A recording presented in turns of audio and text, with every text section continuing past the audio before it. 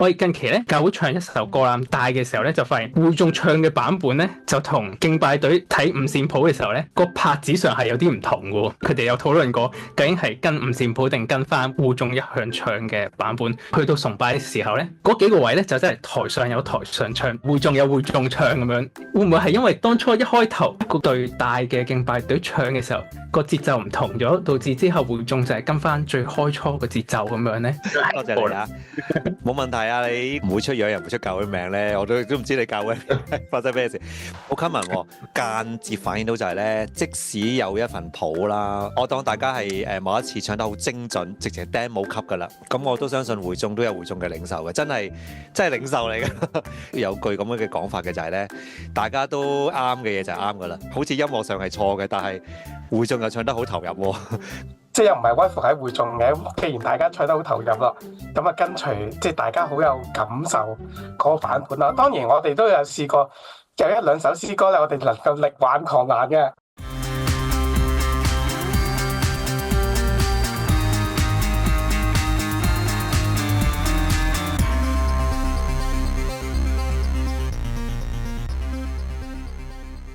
用嗰個曲嚟到彈咧，其實都幾配合而家嗰個嘅教會斷層啊，甚至乎係司琴啦。咁我哋呢啲返咗幾廿年嗰啲咧，真係冇辦法啦，幫手侍奉。但係咧，如果由零開始去學到去8級，未必係容許。咁所以咁其實嗰啲教我哋用曲嚟到去彈奏咧，都係有相當程度嘅幫助。係。咁啊 Cherry 就幫我宣傳埋我嘅教學添啦，多謝你啦。因為我自己喺個教學嘅過程裏邊咧，我發現一個好重要嘅位就係教學一定要有教材啦。我嘅教學裏邊咧係會俾啲同學咧係會睇五線譜嘅，即係唔會第一堂去到最尾都係睇 chord 嘅，因為我覺得五線譜都係有基礎，但係就唔係雙手五線譜咯。其實真係因應翻個需要，同埋好實際地，我俾一個雙手五線譜叫你練呢，其實可能你都會好困難。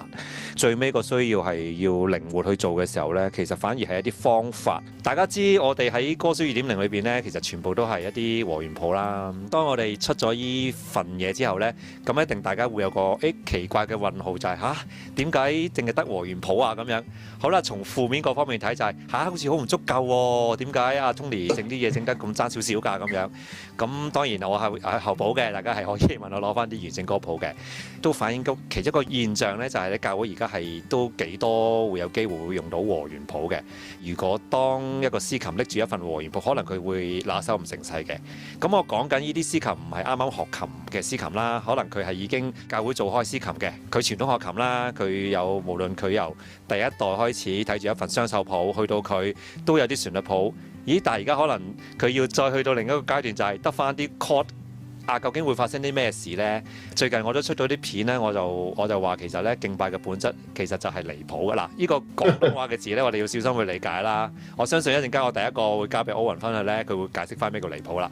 就唔係我哋廣東話鬧人嘅你真係離譜咁樣，而係咧我哋有陣時彈音樂，如果能夠咧離開咗份譜咧，其實會有好處嘅。啲現象發生咗啦，構成我哋嘅司琴係會有困難嘅。但係會唔會有另一個方面咧？其實亦都係一個契機，讓我哋有成長進步咧咁樣。講到離譜咧，我自己講翻少少就係之前試過舞台劇嘅排練啦，業餘劇團但係都好認真排練嘅。咁嗰個導演咧好資深嘅，佢做過唔同嘅崗位。佢講咗一句咧就話：大家收到劇本好開心啦，諗住劇本好詳細啦，揸睇住嚟到去做咪得咯。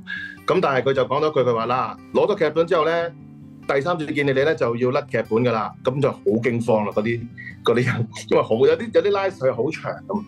咁其實我諗同一個精神，我諗都係套翻喺音樂上邊。其實如果你真係要識嗰首歌，其實個譜幫我哋學習，幫我哋練習啦。但係真係要去到融會貫通，係咪要好似頭先 Tony Sir 咁要離譜咧？要甩咗佢？我覺得兩者唔好好似變咗衝突咁啊！一定要喺五線譜同埋曲譜裏邊去二揀一。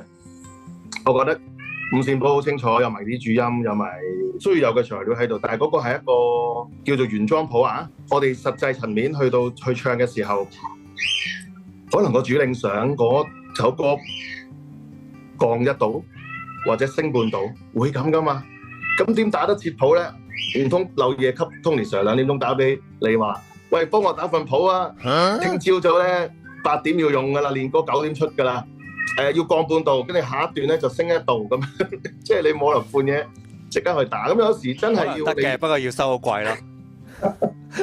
收貴都唔做啦，你要瞓覺噶嘛。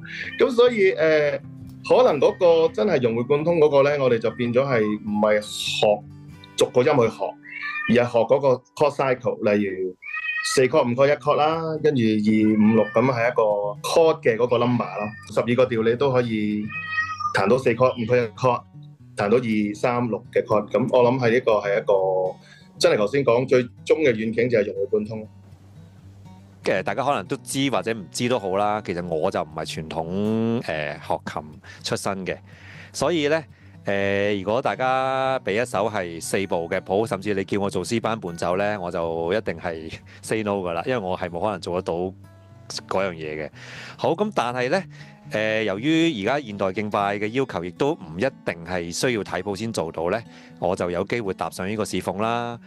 但係咧就相對地，我又認識到一啲咧，其實佢哋喺我眼中咧係好勁嘅司琴，即係睇譜係哇佢唔需要特別練都可以一埋到去就彈到嚇。嗰啲嘅司琴咧，佢又會同我講話唔得啊！我反而咧就見到而家啲咁簡單嘅我彈唔到咁樣啦。其實我哋冇話邊個，哎呀你叻啲咯，或者你叻啲，即係我成日喺度諗就係可能咧有譜咧，呢啲弟兄姊妹咧就叻過好多。不過冇譜嘅時候咧，我有可能咧會叻過佢哋。咁我哋唔好講話叻唔叻呢個問題，其實根本唔係叻唔叻問題，係恩賜配搭啊嘛。即係話如果冇譜嘅時候，邊個出啊？咁就我哋幾位出咯。有譜嘅時候要啲個譜係複雜嘅，甚至難彈嘅，就佢哋嗰幾位出咯。其實冇衝突噶嘛。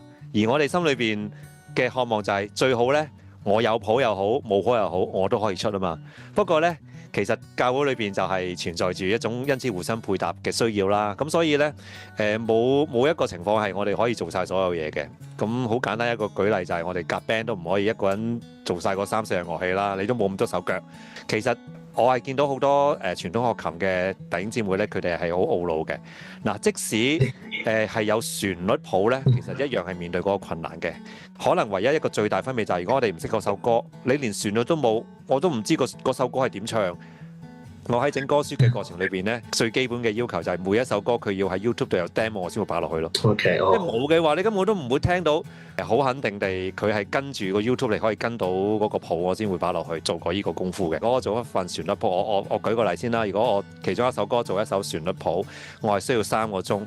我做和弦譜咧，都唔係10分鐘嘅，可能2個鐘。嗱，你其實睇到咧，其實件事咧都唔會差距太遠，因為咧網上好多 Google 嘅譜咧，雖然佢都係和弦譜，其實都有啲唔同，佢係做唔到可以跟到拍子。的確係而家教會個敬拜咧係做緊一個咧，好似一個新嘅時代啊！呢個新嘅時代咧，其實係慢慢會係兩樣嘢都需要嘅。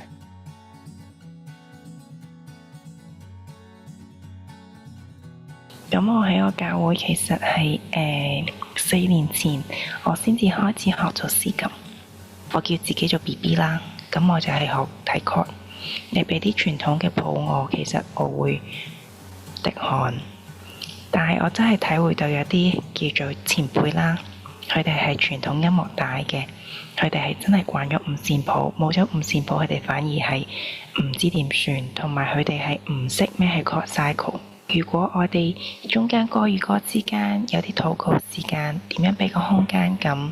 因為如果傳統彈開傳統五線譜嘅樂手，往往會彈翻個主旋律，但反而就會讓嗰默想嘅期間，未必能夠會眾，俾會眾有真正一個空間，所以空間去默想。因為如果彈主旋律，佢已經係被嗰個主旋律嘅歌詞被影響到，咁反而係自己學體會咗，係喎，原來你咁樣彈或者點樣可以咩叫做輕啲，咩叫重啲，咁可以配合到唔同嘅情調，可唔可以咁講？而家咧有一半啦，我叫做好似我呢啲咁樣比較新進啲嘅司琴，另一半就係前輩啦，即係可以叫做傳統五線譜嘅司琴。我哋有時同主領夾，我自己都觀察到有個大家都好錫大家，所以有時主領都唔係好敢好高要求，所以有時佢哋驚，如果佢想俾啲太精準嘅流程，問一個司琴去應付唔到，好大壓力點算？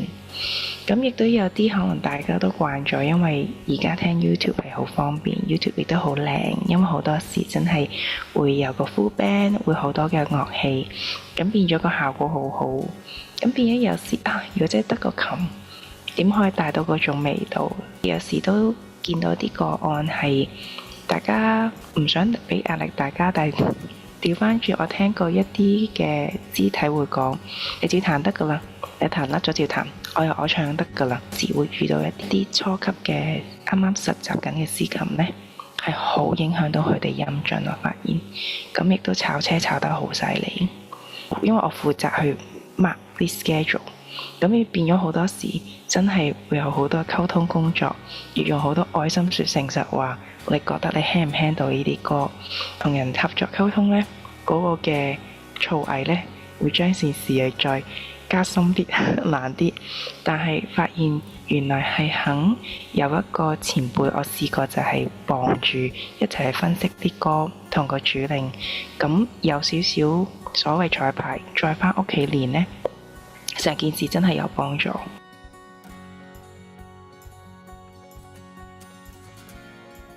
真係好好啊！如果好似間教會都有 Alice 咁好，即係咁有心，即係雖然你頭先分享你嘅年資好似好淺，但係你咁有心去協調，去讓大家一方面又唔係純粹，即係我哋有時講包容咧，有時覺得太輕鬆。頭先阿 Alice 講一個例子，我有時覺得好似好啱，但係好似咧有啲問題就係咧，你唔緊要㗎，你甩咗我都會繼續唱。嗱，呢句説話咧可以係好揞心嘅，即係對嗰個嚟講就係。其實我做唔做都好似唔關我事咁樣，即係其實佢都想做得好噶嘛。不過咧，我相信咧講出嚟咧，我哋又要睇埋嗰個語調氣氛啦。可能佢又講話，其實你唔使緊張，可能佢想表達一樣嘢，你唔使緊張嘅，就算你甩咗我都唔使驚。但係咧長遠咧，我哋嘅聖樂質素唔可能係咁樣噶嘛。咁所以咧，我覺得建立一套嘅工具幫到教會咧係好重要嘅。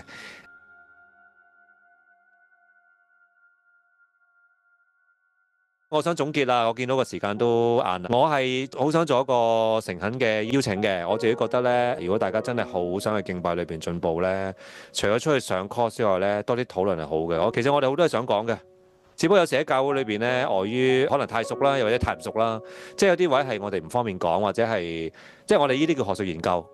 咁學術研究真係要入去學校㗎嘛？即係你一下喺教會做太多學術研究呢，其實好怪嘅成件事。咁我自己覺得咧，學術研究都係對教會有幫助嘅。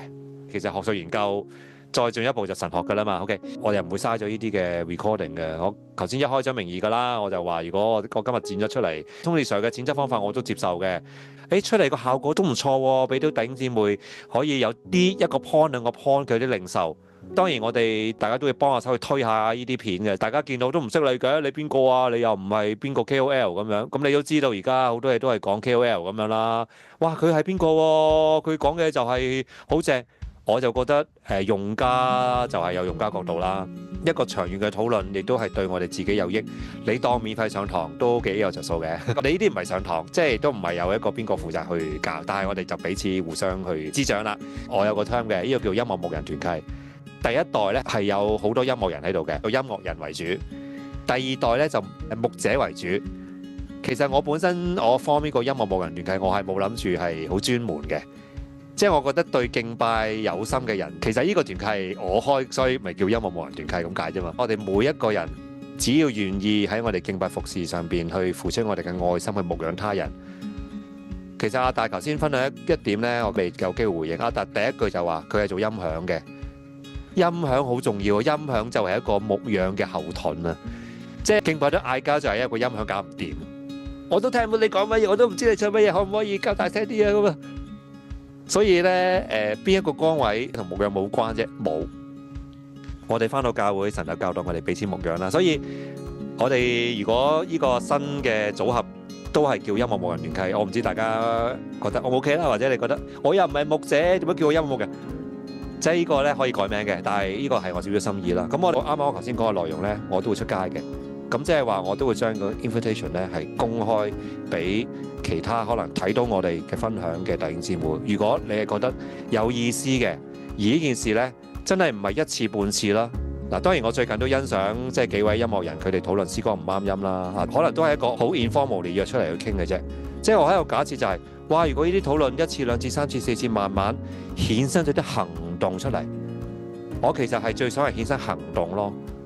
討論我哋成日都討論㗎啦，永遠都衍生唔到行動，即係等於我哋成日都覺得我哋要學好啲彈琴，但係你唔會練琴嘅話，你永遠教會都唔會有司琴增加㗎嘛。所以我係希望係衍生行動嘅，你嘅行動會衍生更加多嘅行動咯。我自己係咁認為嘅，復興都係由少數開始㗎啦。所以最後我想同大家一個祈禱，好唔好？咁我哋就完咗今晚呢個少少嘅分享啦。